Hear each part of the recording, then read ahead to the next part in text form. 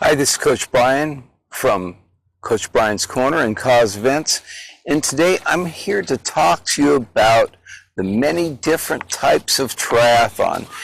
And there's a few, but we're going to go into the most common types without getting into the weeds of reverse triathlons and some of the other stuff. But we're going to go into the most common types. So, because triathlon isn't just a sport, it's a menu of suffering. And everyone gets to choose how spicy they want their suffering to be. At its core, triathlon is simple. You swim, you bike, and you run. And at some point you think, I paid money for this?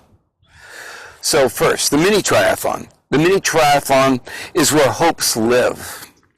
Distances vary, but it's short enough that you're excited, you smile, you still believe triathlon is a good idea. It's a race where your competence doesn't necessarily have to match your confidence. This is a race where you finish and say, that was hard, but fun hard. The Mini Triathlon saying, hey, you're doing great. You want a medal and a juice box? And you do, you absolutely do. You think you're technically now a triathlete. Next, the Sprint Triathlon. The Sprint Triathlon, and once again, the name is a lie. The distances vary, but usually are 750 meters swim, a 20K bike ride, and a 5K run.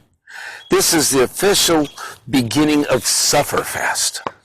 It's short enough where you go out, which means your heart rate is illegal, your legs feel fine until they don't, and transitions suddenly feel like an IQ test. Sprint triathletes go out way too hard, hang on for dear life, and finish thinking, I might throw up, but I crushed it. Here, have a cookie and a banana. The international or Olympic distance. Now we arrive at the international, also called Olympic, but because apparently the Olympics wanted a race where that hurts everyone equally. The word Olympic triathlon is also trademarked, so they really can't use it. The distances: 1.5 kilometer swim, a 40K bike ride, and a 10 kilometer run.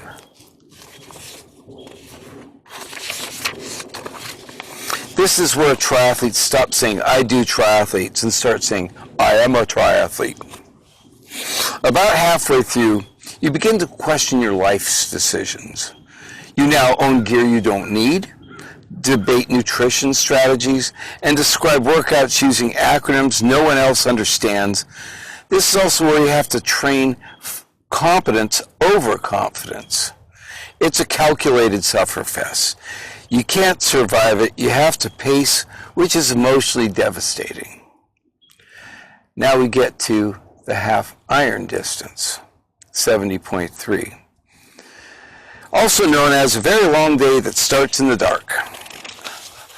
You have trained so long and hard that people who say they are your family look older and you barely recognize them. What you recognize as food is now called nutrition and comes in squeeze tubes and plastic wrappers. Distances: 1.2 mile swim, a 56 mile bike ride, and a 13.1 half marathon distance run. This is where training becomes a lifestyle and your family starts asking, seriously, if you're okay. You no longer wonder, am I fit? You are considering your VO2 max and other metrics before the race. Can I eat 300 calories an hour without crying? How salty is too salty? Is this pain or is this just who I am now? Half Ironman is civilized level of insanity, hard, demanding, exhausting, but still socially acceptable. And now to the full iron distance, 140.6. And yes, that's miles.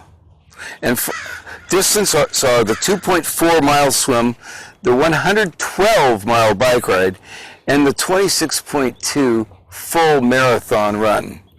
This is no longer a race. It's a psychological evaluation. Ironman athletes are not normal. They are also kind, generous, and inspiring, but also criminally insane. And this is the event where you start before the sunrise and end after sunset. And you experience every human emotion somewhere around mile 18 of the run. You may laugh and cry within 5 minutes of each.